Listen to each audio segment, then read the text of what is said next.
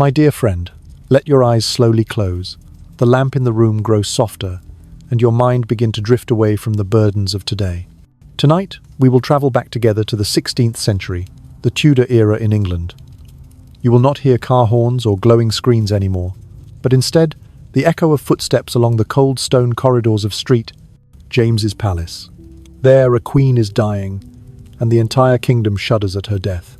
She is known to history as Bloody Mary, Mary the First of England, daughter of Henry VIII and Catherine of Aragon, a name that became a curse, bound to blood, to fire, and to screams rising from the stake. Yet what few have told you is the tale of her death. Not noble, not majestic, but decayed, rotten, so horrifying that even her enemies pitied her. Picture the scene. The winter of 1558, the palace filled with the mingling scent of incense and death. In a closed chamber, the Queen of England sat shivering upon a high chair, unable to lie down, for each time she did, the fluids in her body pressed against her lungs and choked her. Her skin was yellowed like old paper, blue veins visible beneath the thin surface, and her belly swollen as though with child. But no child ever came, only a malignant growth consuming her from within. You hear the groans, drawn out through the icy corridor, not the sound of a prisoner or a condemned soul, but of the Queen herself. Night after night, the servants whispered that she seemed like the living dead, still breathing, still commanding, yet her body already beginning to decompose. Tonight, we will walk through that journey together, from when Mary was a little princess, the Pearl of England, to the day she became a symbol of fanaticism, and finally, to a rotten death that made all of Europe shiver. Close your eyes for a moment and imagine the church bells tolling from afar. In the darkness, candles flicker. Fire, the very element Mary once used to burn nearly 300 souls alive, is now the most haunting image tied to her memory. There is a cruel irony in history. The woman who believed she was purifying England with flames was in the end consumed by the fire within her own body, cancer, which burned her day after day, transforming her into the Black Queen of Death. And you see, this is not just a story of history. It is a story of humanity, of pain, of obsession, and of helplessness before fate. Though she wore a crown and ruled over millions, in her final moments Mary was no different from anyone else. A body breaking down, a soul unsettled, a fear that could not be hidden. In the whispers of the night, you will hear these sounds. The rustle of silk as the ladies in waiting pass quietly by. The kneeling of priests, praying without end. Beside the sickbed, the sound of the wind howling through the narrow window, like a reminder that winter has arrived, and with it death draws near. You may ask yourself, why did a queen die in such misery? Why was she not granted peace, but forced to scream amid the stench of decay? The answer lies in the past.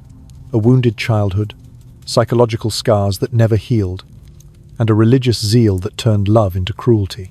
Mary was once a bright, lovable girl, called the Pearl of England. But when Henry VIII, her father, decided to divorce her mother to marry Anne Boleyn, everything collapsed. From princess, Mary was declared a bastard, stripped of her title, forced to serve her half-sister. That humiliation carved deep into her soul, sowing seeds of doubt, fear, and resentment. And you know, wounds of the mind are sometimes more terrifying than any wound of the flesh. When she ascended the throne, Mary carried the desire to restore the power of Catholicism. She believed that only the flames-consuming heretics could save the soul of England. But those very flames destroyed her image in human memory. And when death drew near, she was not received with peaceful prayers, but with fear, with retching sounds, and with the stench of death spreading through the palace. Do you hear it? The crackling of candles, recalling each fire that Mary once lit. The weary moans, reminding that no matter who you are, in the end you are only a fragile body. Tonight, you and I will follow each step. A childhood abandoned, the strange, phantom pregnancies, the executions by fire, and finally, the rotting death of a queen. This is not just history. This is a tale that even horror novels would struggle to imagine. But do not worry.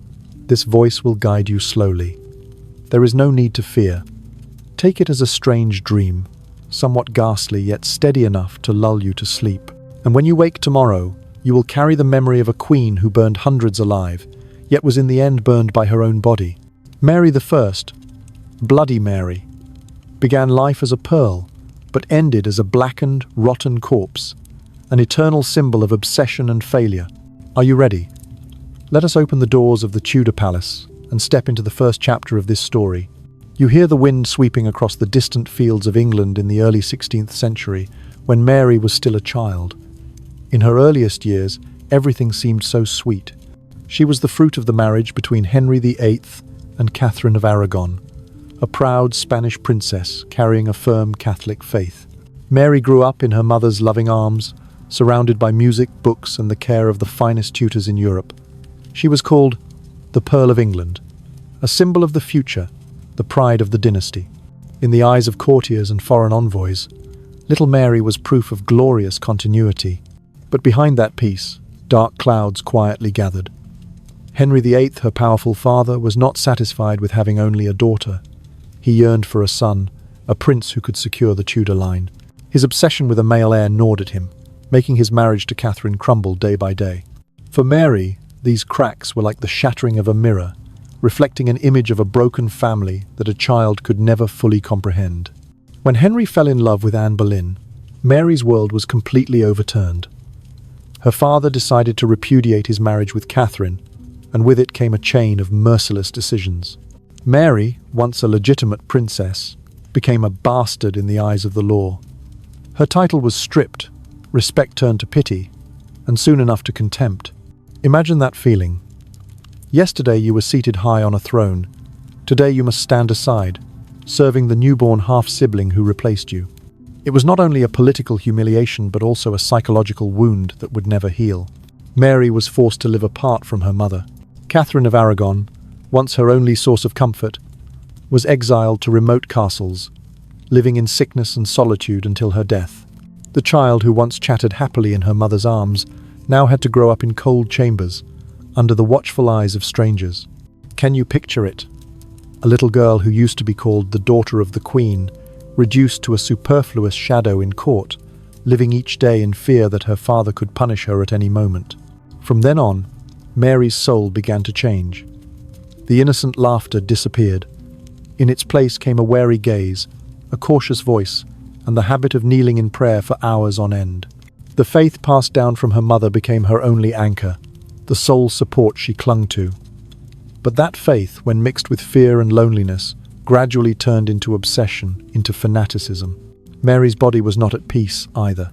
Stomach pains, irregular cycles, and long bouts of headaches tormented her from youth.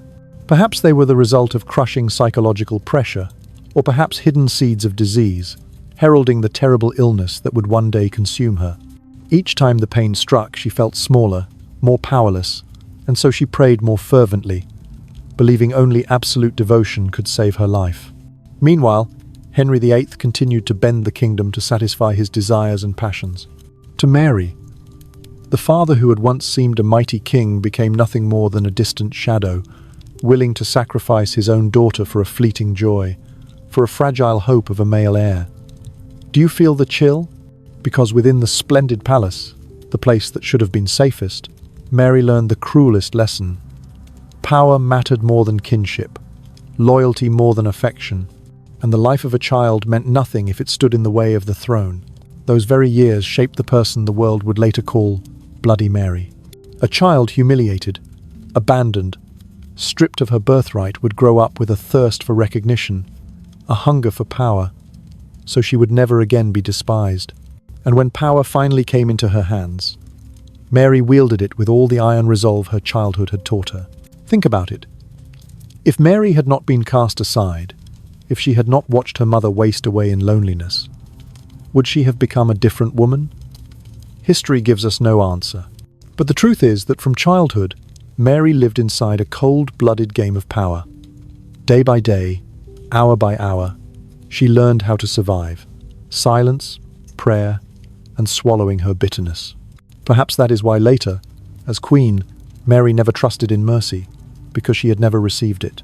When facing those she called heretics, Mary did not see human beings, but the faces of those who once mocked her, scorned her mother, and tore her childhood apart. And you see, it all began with those cursed early years, when a little princess had to live like a prisoner inside her own father's palace. Mary's childhood story is like a warning. The wounds of a child never truly vanish. They sleep within memory, waiting for the day they awaken and shape an entire destiny.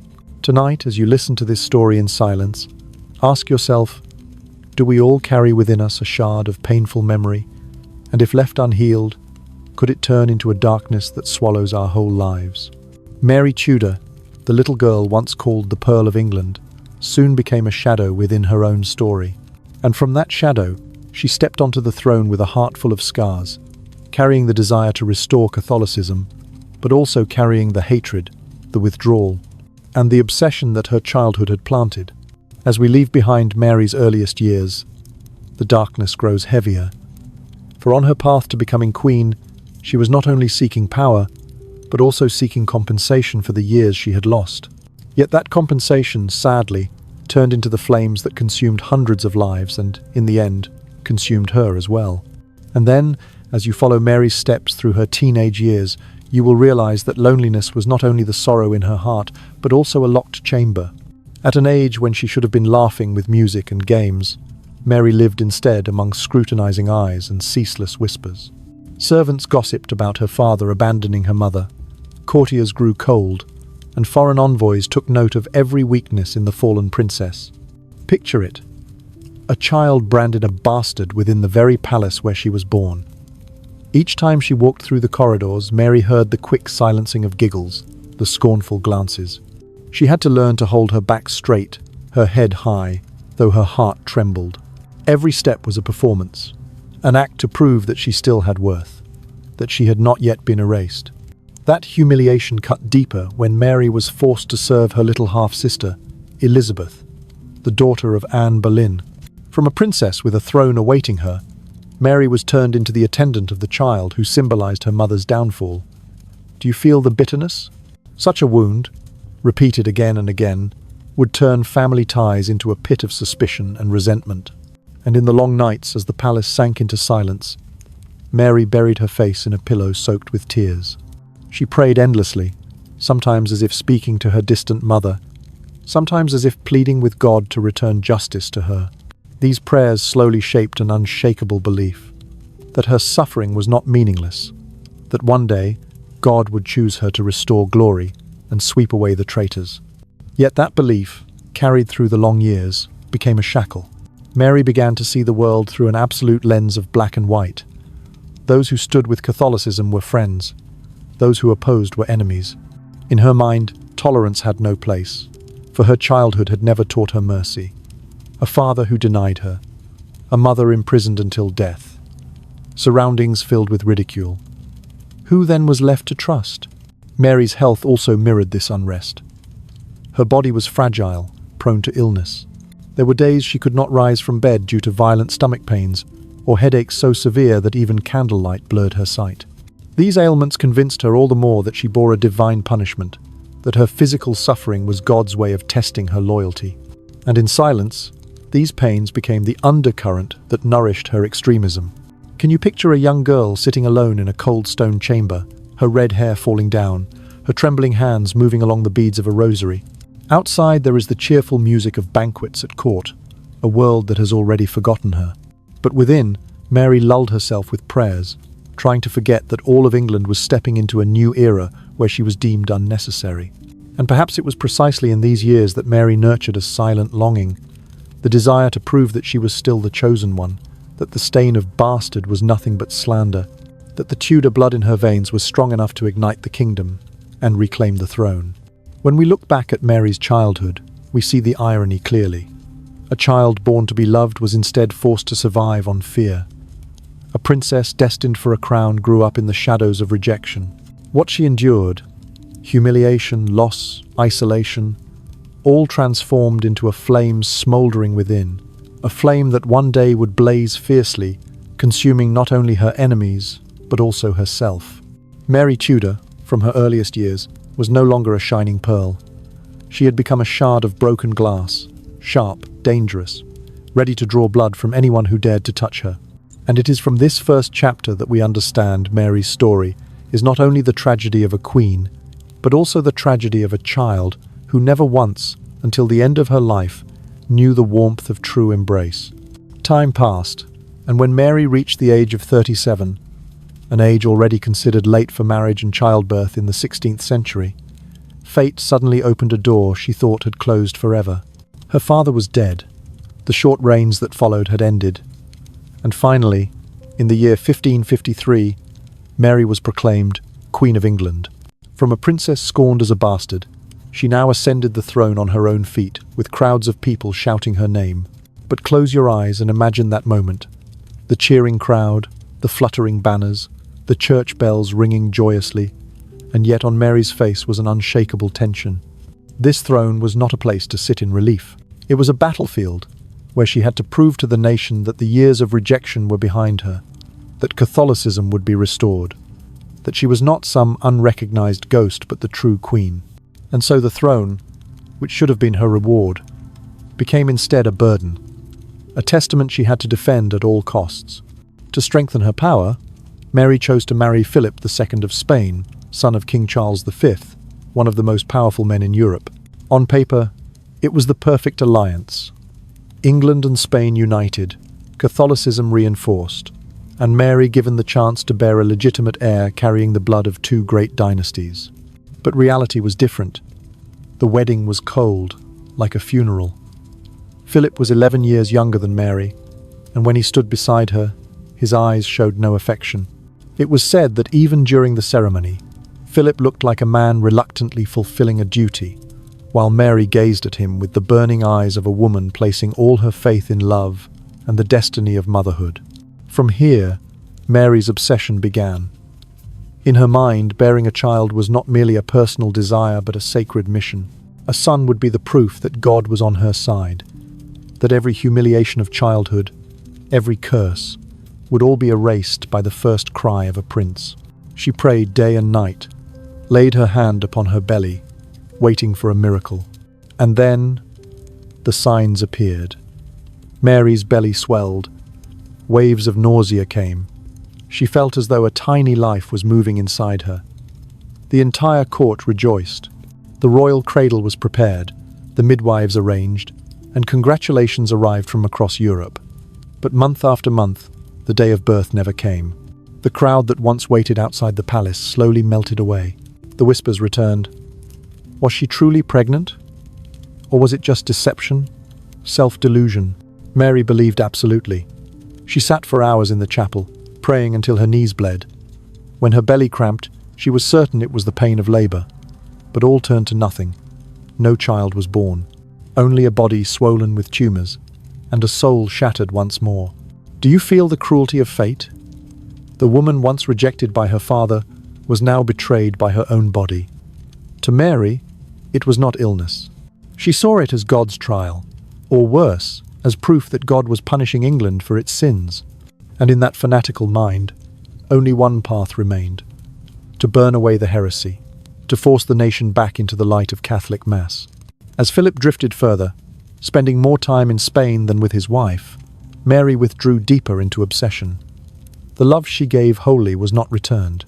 The husband she regarded as God's envoy saw her only as a political instrument. And so the loneliness of childhood resurfaced, merging with the power of the throne. Mary was now a queen, but she behaved like an abandoned child, desperate to win back the attention of God and the world through acts ever more extreme. Then came the second false pregnancy. Her body swelled again, and Mary once more believed she would bear a child. But as before, there was only silence and disappointment. This time, the humiliation was harsher. Foreign envoys wrote with scorn.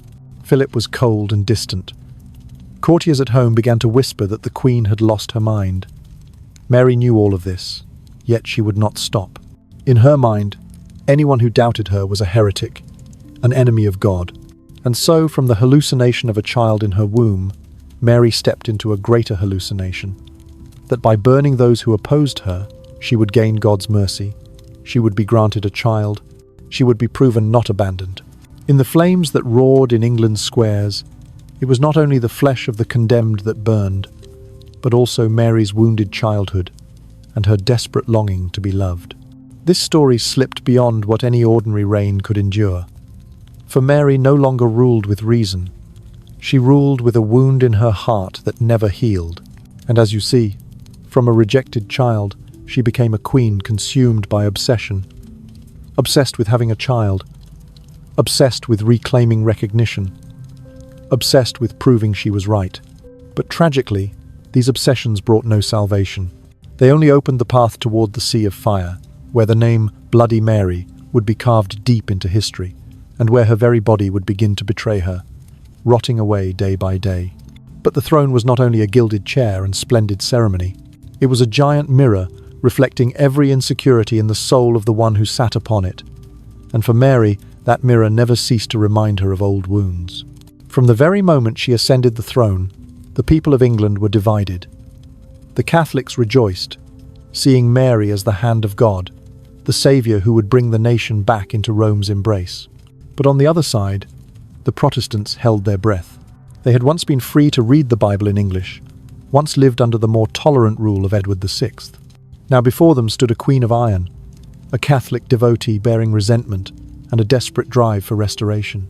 The footsteps of Mary through the streets were not only greeted with cheers, but also shadowed by anxious glances and whispered prayers for God's protection. Meanwhile, in the royal household, her relationship with Philip II showed its imbalance ever more clearly. Mary gave her heart completely, while Philip kept his cold distance. He regarded the marriage as a political tool, a step to secure Spain another ally. To him, Mary was an aging queen, severe and desperate for a child, to the point that every gesture grew heavy. He fulfilled his duty, but rarely cast her a tender look. And this indifference, for Mary, was like a knife twisting into a heart already scarred. When the first signs of pregnancy appeared, the atmosphere in the palace turned into a kind of collective trance. The courtiers, half fearful and half hopeful, all convinced themselves that the queen would give birth to a prince. Crowds gathered at the palace gates, singing hymns, waiting for the bells to announce the birth. But time stretched too long. The predicted day passed. Week after week, only silence. And in that silence, people began to glance at one another, whisper, then smile bitterly. Mary, of course, refused to accept the truth. To her, the swelling belly was proof, the pain was evidence, and faith was everything. She prayed with a fanatic fervor that terrified both physicians and attendants. No one dared tell the queen she was mistaken, for such truth would have struck her like a mortal blow. And so the entire court was drawn into a theatre of illusion, where all knew the reality but no one dared to speak it aloud. When the first episode ended in disgrace, Mary collapsed inwardly. She locked herself in her chamber, lighting candles through the night, her eyes sunken, her lips endlessly murmuring prayers. But she did not stop there. Only a year later, Mary believed once again that she was with child. And this time, the waiting was even more sorrowful. The courtiers feigned joy, but their eyes already carried pity. Foreign envoys recorded with mockery, treating it as evidence of senility. And Philip, her young husband, grew all the more distant.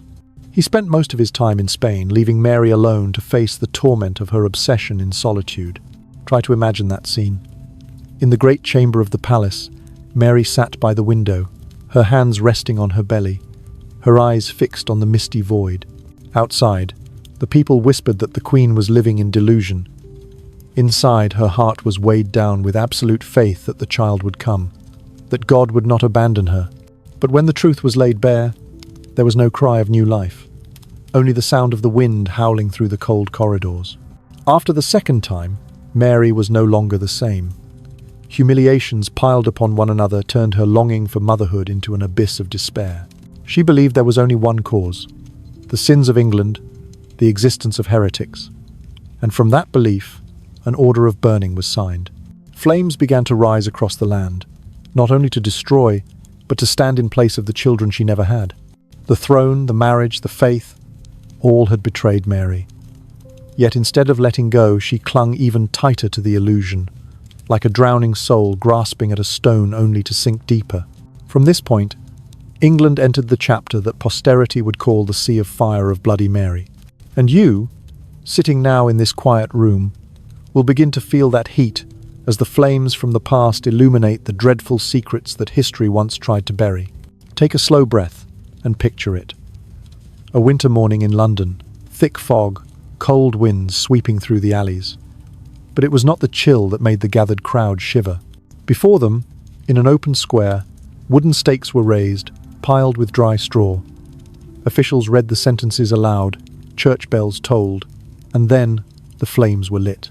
The people stepped back, covering their faces, yet their eyes were fixed upon the figure being consumed by fire. This was not a scene of hell, but the very square in the heart of the capital, under the direct command of the Queen.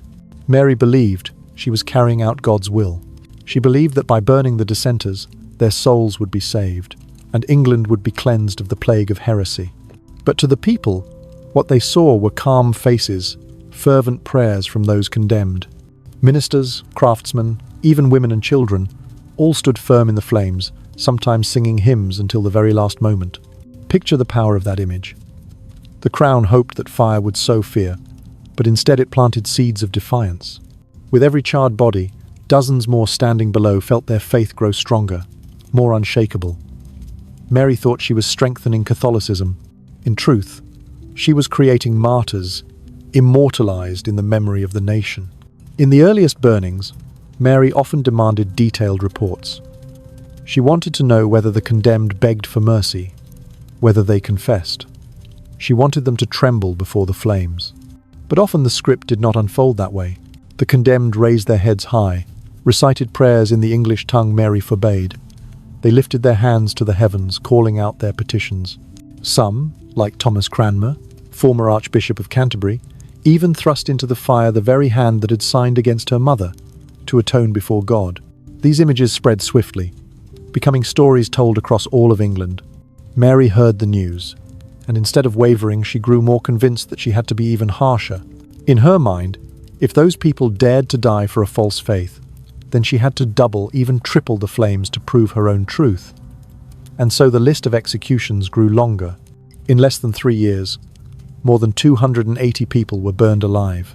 The London Palace, once filled with the sound of music, was now heavy with the smoke of prayers for the executions. Servants recalled that Mary would sometimes smile faintly when hearing of a successful burning. It was one of the few moments she allowed a hint of satisfaction. For her, the screams of heretics in the fire were music proving that God had heard her prayers. Yet outside, England was breaking apart. The people began to call her by the name whispered in the dark: Bloody Mary. The name did not come from reverence but from terror. Merchants feared as their friends and colleagues were accused. Poor families watched loved ones dragged away simply for reading the Bible in their own tongue. Each night, London sank into a heaviness, as though the shadows of hell had descended upon the earth. And not only the people, but all of Europe watched. Observers from France, from Germany, even from the Holy See shook their heads. Even the Pope, who should have supported her, began to worry. For Mary's flames did not bring a gentle return to faith, but instead revealed a cruelty that drove others away. As for Philip, the husband from Spain, he felt shame. He kept his distance, not wanting his name tied to the mass burnings. He even began to plan for the future, as Elizabeth, Mary's younger sister, slowly rose as a possible replacement. Mary, meanwhile, remained lost in her illusion. To her, the flames were medicine for England's soul. Each execution was a bitter but necessary dose. She believed she was saving millions from damnation, even if it meant sacrificing hundreds. In her eyes, there was no blood, no burning flesh, no screams. She saw only a ritual of cleansing, where God would smile and one day grant her the child she longed for. Do you see it now? This was no longer politics, nor purely religion. This was the psychology of a woman abandoned in childhood, betrayed by her own body, now clinging to fire as her only salvation. Yet the more she clung, the deeper she sank. The more she burned, the further she drifted from her people. The harsher she became, the lonelier she grew. And so, England in the middle of the 16th century became a stage of terror, where the Queen herself played the leading role in a drama of blood and fire. But what Mary never realized was that instead of extinguishing heresy, she was feeding another flame, the flame of resistance, of collective memory, of the belief that martyrdom was the true path to God.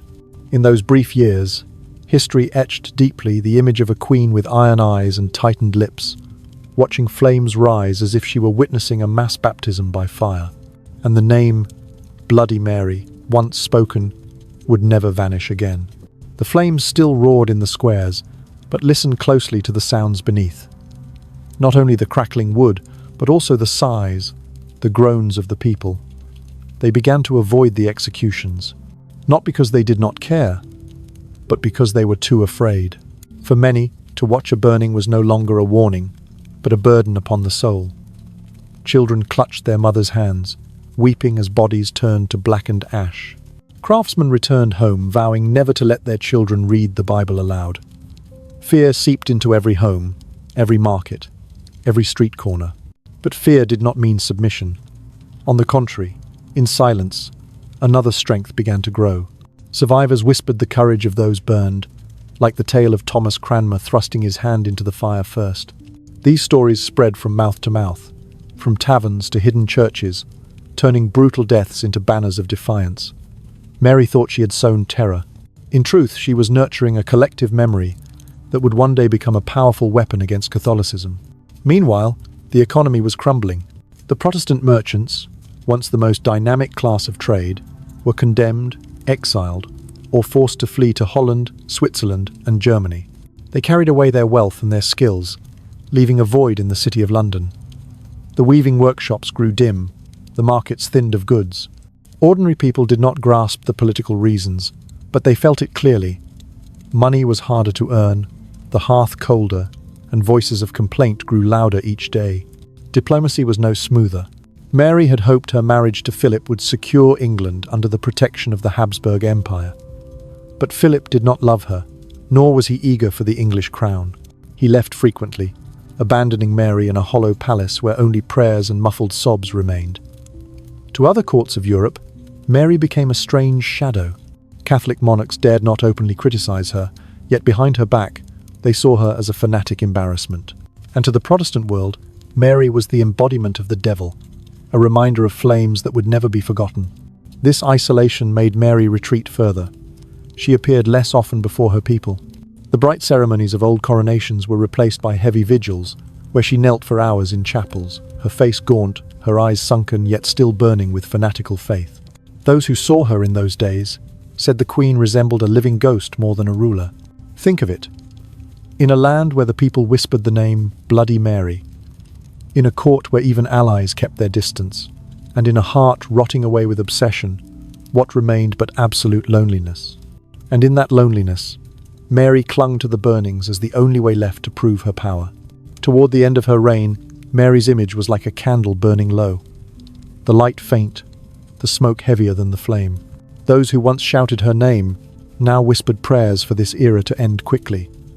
And when Elizabeth's name began to echo again in the halls of power, no one was surprised. For Mary, with her sea of fire, had made herself into the very darkness the people longed to escape. When nearly 300 people had been consumed by the flames, when the black smoke of the squares lingered in the memory of the people, you might think Mary found reassurance. But no, the scars in her heart never healed. And at that moment the cost of her fanaticism began to show not in prayers, but in every coin, every field, every battlefield. London, the heart of England, was no longer the bustling city it had been under Edward VI. Many streets lay silent, shops shuttered, Protestant merchants gone, leaving behind empty, dusty houses with faded signs. In the markets, people grumbled as wheat prices soared while work grew scarce. The crowds who once cheered Mary's accession now avoided speaking her name, as though it were a curse that would bring misfortune.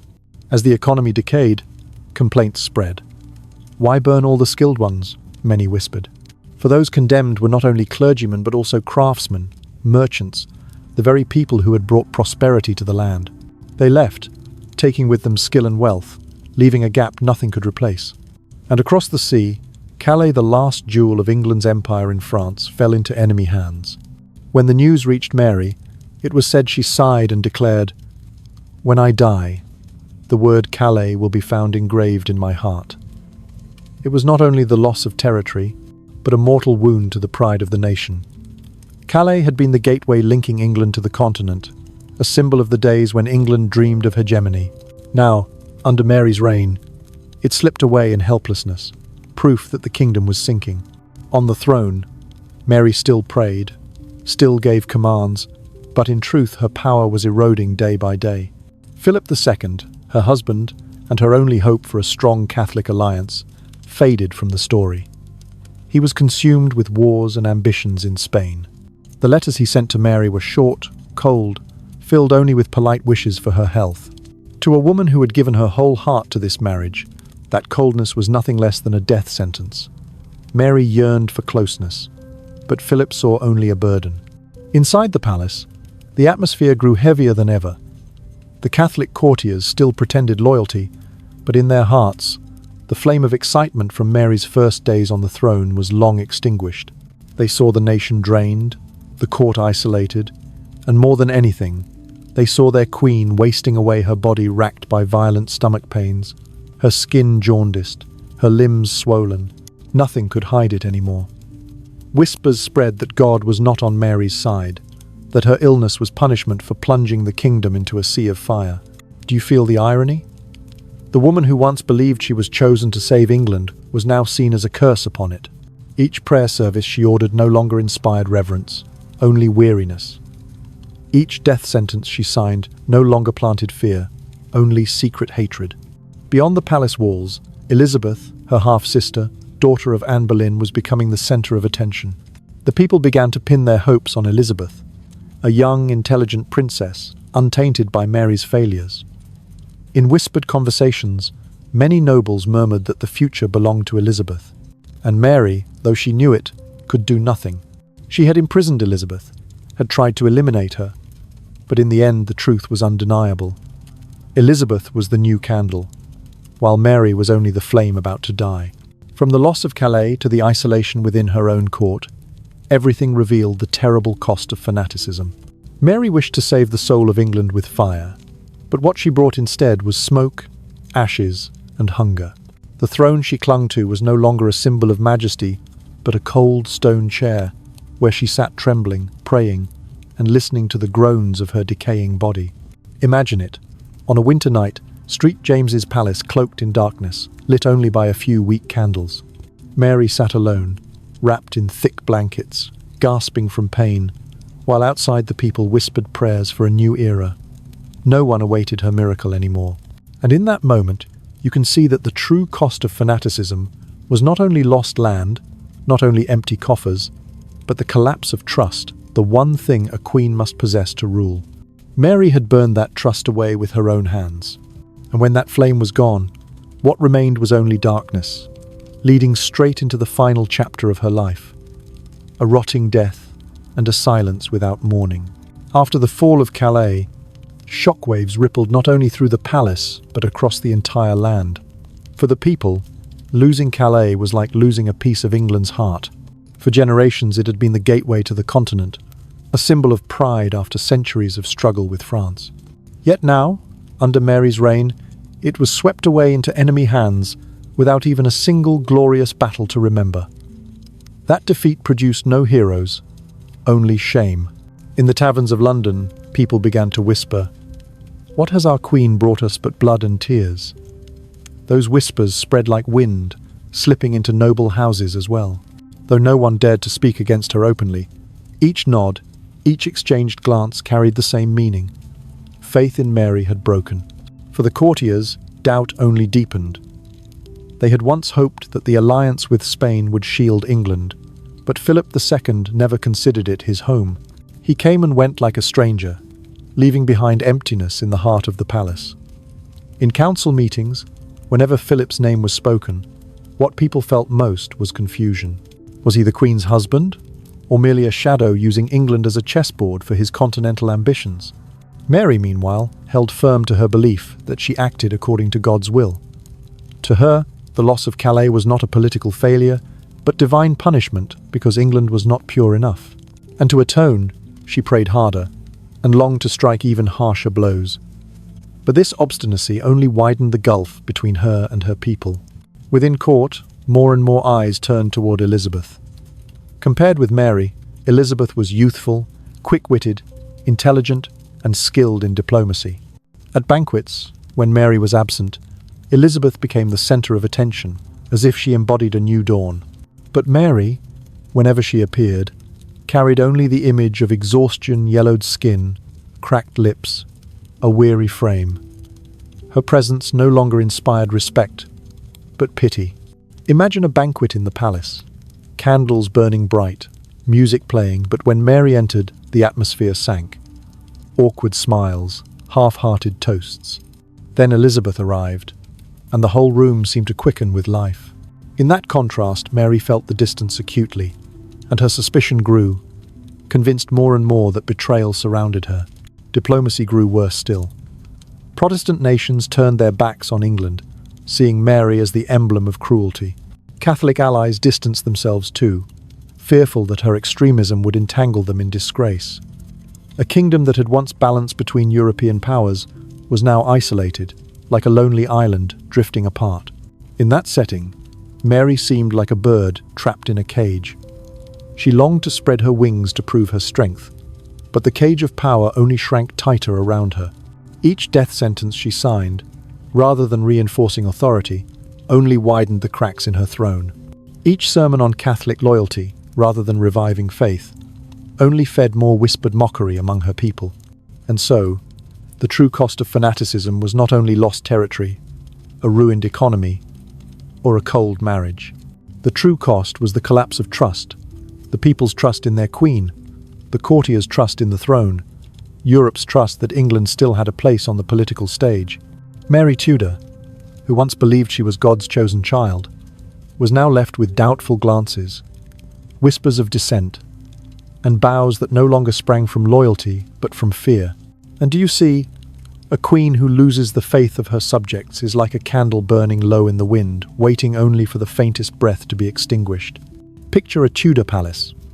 Cold stone corridors, candlelight flickering from old silver sconces, but instead of the usual fragrance of roses or sandalwood expected in royalty's chambers, the air grew heavy with another scent, sweet, damp, and touched with death. It was the smell seeping from the Queen's private rooms. One did not need to enter. Merely walking past the corridor was enough to shudder. Mary Tudor was no longer the radiant queen of her coronation in the year 1553. She was only in her early 40s, yet her body resembled that of a dying old woman. Her belly swelled unnaturally, hard as stone. People whispered that she might be pregnant again, but even the most cautious physicians exchanged silent glances and shook their heads. They knew well it was not life, but a monstrous growth devouring her from within. Her skin had turned sallow, mottled with dark patches. Her lips were cracked, tinged with purple, often bleeding when she tried to speak. Her eyes had sunk deep into her skull, the whites yellowed like beeswax, leaving behind only a gaze that seemed to reach from the other side of death. Those who looked into her eyes described a chill running through their bones, as if staring into a soul already departed from the body. And then there was the smell. Mary's flesh had begun to decay while she was still alive. Her skin split open, oozing fluids, ulcerating until her sheets were perpetually soaked and stained. Servants changed them constantly, yet the stench of death clung to the room. Incense was burned, herbs scattered, sachets hung around her bed curtains, but nothing was strong enough to mask it. Thus, Street, James's palace, once a symbol of Tudor power, was transformed into a living morgue, where death seeped slowly into every corner. Mary could no longer sleep. Whenever she lay down, the fluids inside her body pressed against her lungs, choking her. She spent nights hunched in a chair, dozing briefly before waking in agony. Servants recalled how, many nights, the Queen's wails and cries echoed through the corridors, making even hardened guards tremble and murmur desperate prayers. Yet the torment of her body was not as terrible as the darkness in her mind. Mary grew paranoid. She believed her enemies had cursed her, that Protestant witches had laid a hex upon her flesh. She refused to eat unless her most trusted attendants tasted the food first. Often she erupted in furious outbursts, screaming at her doctors and servants, accusing them of poisoning her. Between her fits of suspicion were moments of frightening fanaticism. Mary demanded priests hold continuous masses inside her chamber, day and night. She believed only the presence of the Eucharist could prevent her body from rotting entirely. She sat trembling in agony, clutching her rosary, whispering broken prayers, convinced that if she endured like Job in the Bible, then God would grant her salvation. Can you imagine the scene? A queen who had once ordered hundreds to the flames, now shivering, lips blackened, skin leaking pus, praying in a room heavy with the stench of death. Those who once knelt before her now avoided her gaze. Even foreign ambassadors, summoned to her presence, struggled not to retch, and later wrote home describing Mary as a walking corpse. In rare lucid moments, Mary still tried to sign decrees, still clung to authority as if power might tether her soul to the world. But her hand shook, her signature twisted, the ink smeared like spilled blood. These decrees, rather than command respect, only deepened the whispers among courtiers. The queen is no longer human. Among the people, rumors spread. Some said the queen was possessed by demons. Others murmured it was divine punishment for the blood of innocents. Whatever they believed, all knew one truth. Mary's death was near. Yet it would not come quickly, like the stroke of a sword, but slowly, painfully, day after day, like a sentence of drawn-out torment. Close your eyes and picture an October night in the year 1558. Wind howls through a narrow window. In the darkened chamber, Mary slumps in her chair, her nightgown blotched with blood and fluid, her vacant eyes staring into nothingness. Around her, priests murmur prayers, incense smoke mixing with the stench of decay. No one knew what she heard in those moments. Perhaps angels, perhaps demons, or perhaps only the echoes of the past, the fiery screams of those she had once condemned to the flames. Mary decayed not only in her body, but also in the memory of history. In her final days, she was no longer the queen of millions of subjects, but only a person trapped within her own decomposing flesh. And do you see? That is the greatest tragedy. One who once held power over the lives of hundreds, in the end powerless before the betrayal of her own blood and flesh. From the window looking down into the courtyard, you would see the morning ritual of St. James's Palace changing quietly like a lingering disease. The guards still changed shifts on time, but their helmets and armor no longer shone. The polisher had resigned, saying he could not endure the stench seeping into his hands. At the end of the northern corridor, leading into the Queen's bedchamber, the portrait of Henry VIII, once hung as a reminder of power, now draped with heavy cloth, not for ceremony, but to keep the smell of death from soaking into the oil paint. The youngest servants were rotated under the lamps, each turn only half an hour, because anyone staying longer would grow nauseous, eyes watering, sometimes collapsing right onto the carpet. Court ritual still took place, but resembled a weary play. The lords waited outside the antechamber, sleeves stuffed with cloths soaked in rose vinegar. When their names were called, they entered, bowing low, holding their breath just enough to remain polite. The Queen sat upright on her high chair, head covered by a thin veil. The white lace edges had yellowed, spotted with marks of ointment. At times, she would slightly raise her hand to signal writing, the pen scratching across thick paper, the letters slanting like a drunken ship. The decrees still carried the deep red seal, but even the wax was overpowered by the stench, forcing messengers to wrap them in perfumed cloth before daring to store them in leather tubes. The royal physicians, once proud of their collection of glass flasks and surgical knives from Antwerp, now behaved as timid as children. They argued in whispers behind a screen. One suggested bloodletting, another wanted to balance the four humours with bile-cleansing tonics.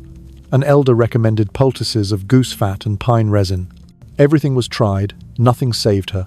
With each new remedy, the Queen endured another round of torture, skin burning, flesh swelling, pulse racing before sinking into exhausted emptiness. When pain flared, she clutched the silver crucifix so tightly that deep marks were imprinted in her palms, blood seeping out in the shape of the crucified Christ, a sight that made the oldest servant turn away, muttering broken words in Latin. And the Privy Council? They met more often, decided less.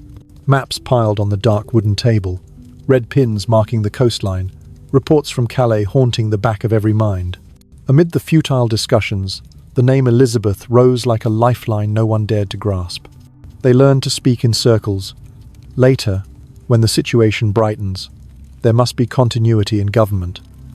Each word like a pebble dropped into a pond, no one wanting to see how far the ripples spread. One cautious duke even replaced his longtime secretary, fearing that a careless pen stroke might turn a hint into evidence of treason. From the embassies, letters passed back and forth like a grotesque literature. They described the chamber with curtains soaked in incense smoke, candles burning day and night, embroidered carpets drenched with lavender oil, yet still overwhelmed by another smell. They wrote that the Queen's voice sounded like dragging chains across stone, straining to pull each thread of breath through her heavy chest. One admitted to washing his hands with strong spirits after audience, as if the smell of death had clung to the skin, a phrase slipping beyond the bounds of diplomatic courtesy.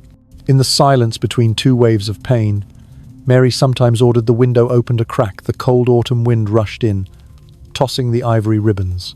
She gazed beyond the walls, where birch trees flickered their silver leaves, as if seeking some streak of dawn only she could see.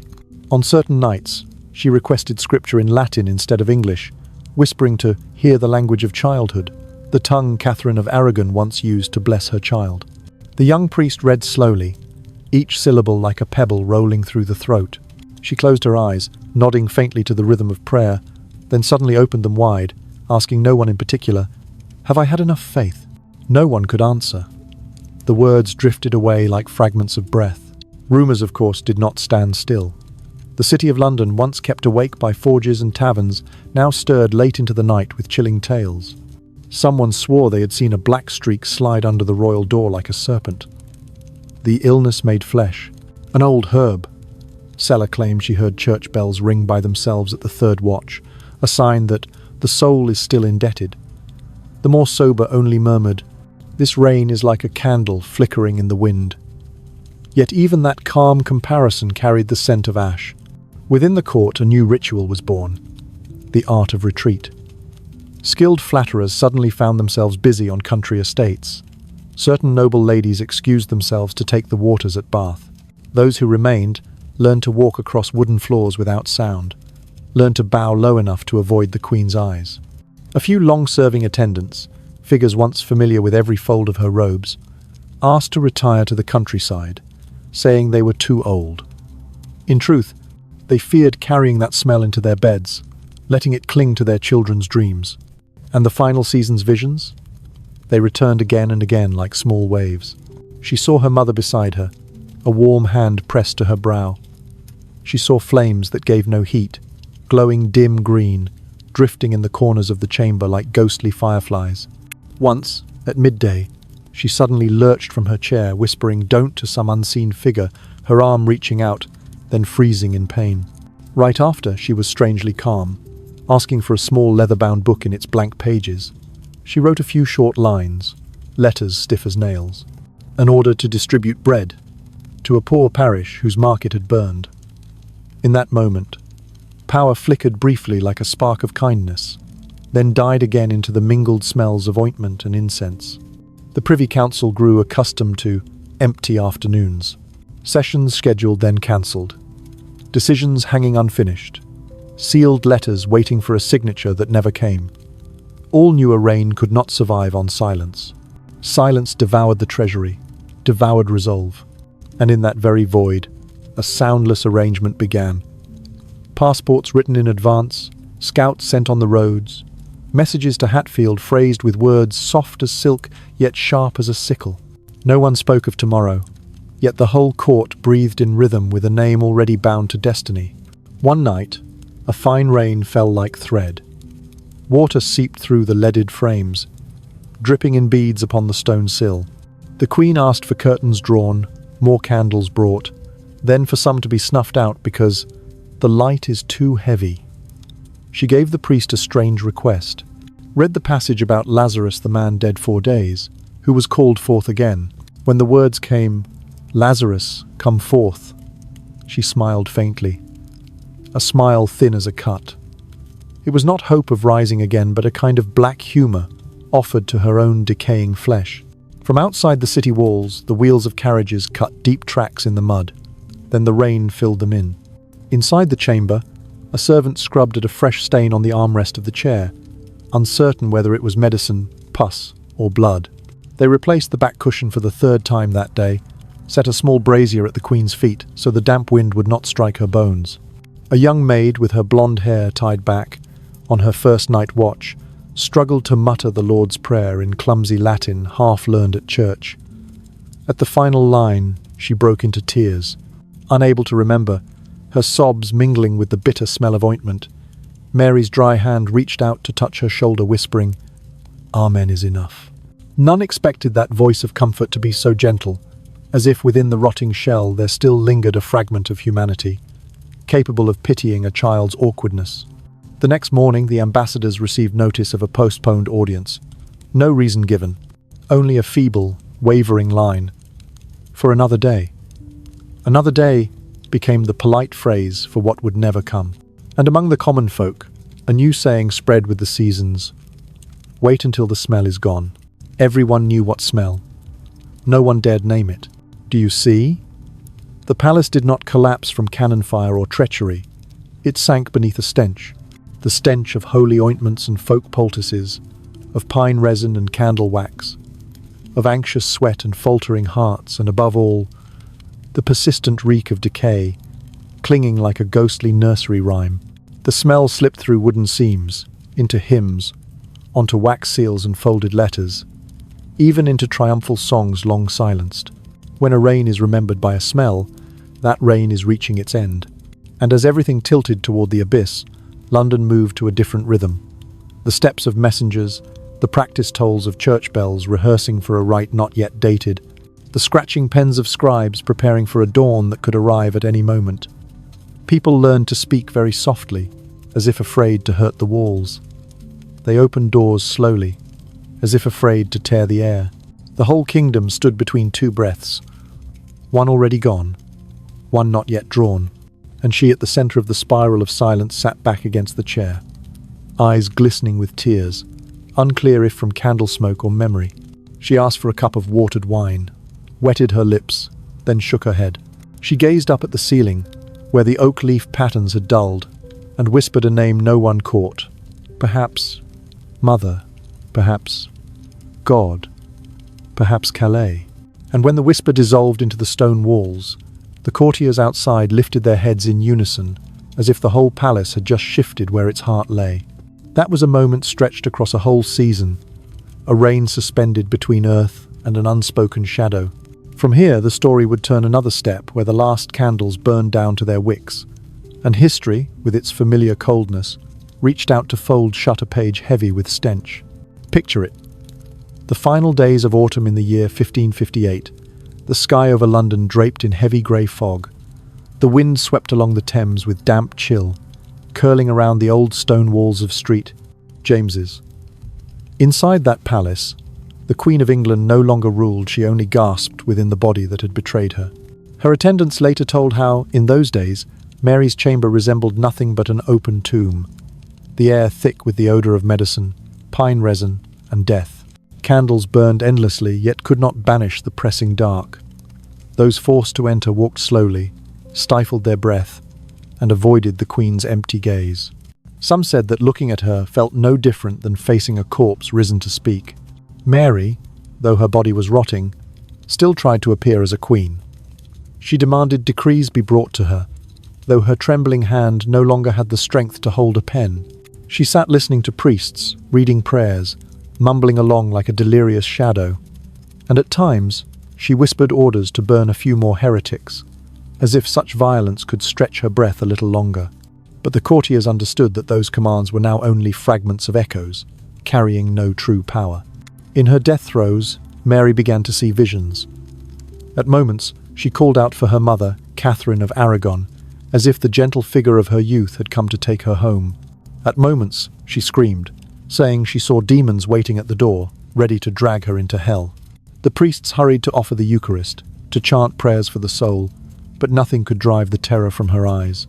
On the final night, they heard Mary both giggling and whispering a single name, Calais, as though her entire life had been bound to that loss. On the morning of the 17th of November in the year 1558, the bells of St. James's did not ring as they always had. In the darkened chamber, Mary drew her last breath just past 6 o'clock. There was no grand farewell, no powerful words of prayer, only a fractured breath that ceased into silence. That silence covered the palace, so heavy that the servants nearby thought time itself had stopped. Yet when they approached, when they looked down upon the body now still, they realized death had not brought peace. Mary's skin was blackened, her lips purple, her eyes wide and empty, unable to close. Her body had decayed far too much, even before her heart had stopped. And so death was nothing but a small punctuation mark at the end of a tragedy already unfolding for many months. Mary's corpse posed a dreadful challenge for the court. As funeral rites were prepared, the stench was so overwhelming that tradition could not be followed. Her clothing, her curtains, even the bed where she had breathed her last, all had to be burned. Certain items could not be kept, for fear the rot would cling forever. They said that even after her body was sealed, the corridors of the palace reeked of the corpse for many days. On the day of burial, the procession carried the coffin through the streets of London, but the crowds did not weep. They simply watched in silence, some even sighing with relief. The funeral at Westminster Abbey was performed by the book, but the air was heavy, lacking reverence. The crowd did not grieve, they only awaited the new dawn, when Elizabeth, the half-sister, would take the throne. And so it was. As soon as Mary was dead, Elizabeth was crowned. Within weeks, Mary's bloody policies were overturned. Religious persecutions ceased, exiles returned, and England stepped into a new age. A bitter irony. Everything Mary had spent her life defending, from Catholicism to her marriage alliance with Spain, collapsed the moment she closed her eyes. Mary's legacy, therefore, was never the eternal restoration of the Catholic faith as she had once dreamed. Instead, she left behind a name bound to blood and fire. Bloody Mary.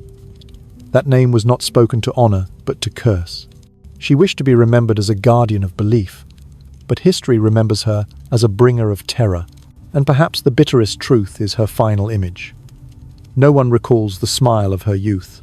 No one speaks of her grace as a princess. They remember only a rotting body, a chamber heavy with the stench of death, a queen screaming in hallucination.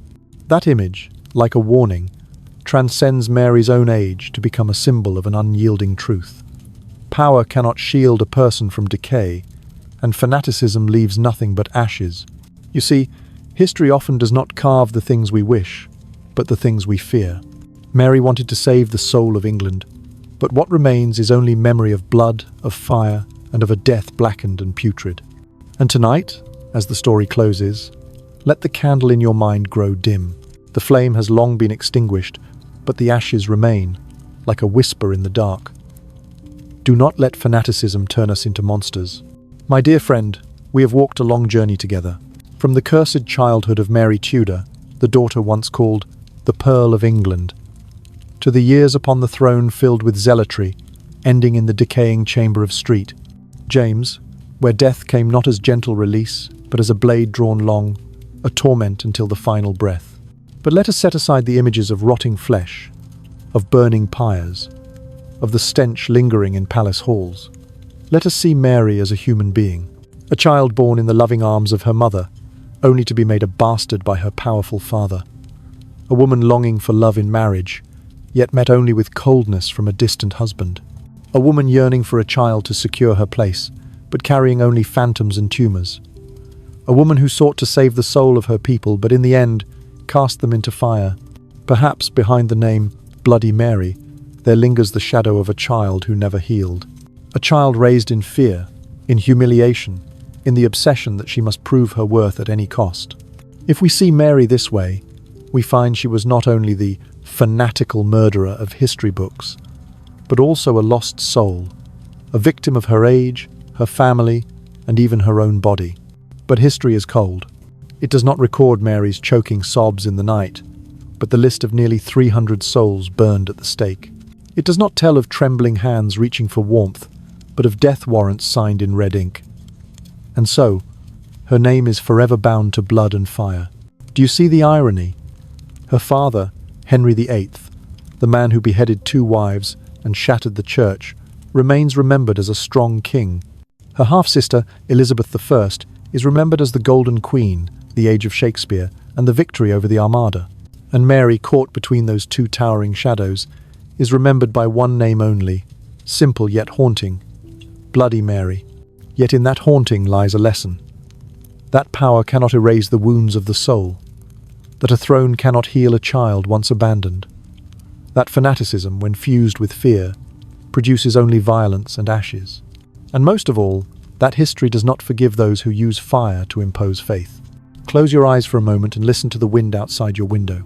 It is like the wind that once coiled through the halls of Street James, when the stench of decay spread and the court trembled, waiting for its queen to draw her last breath.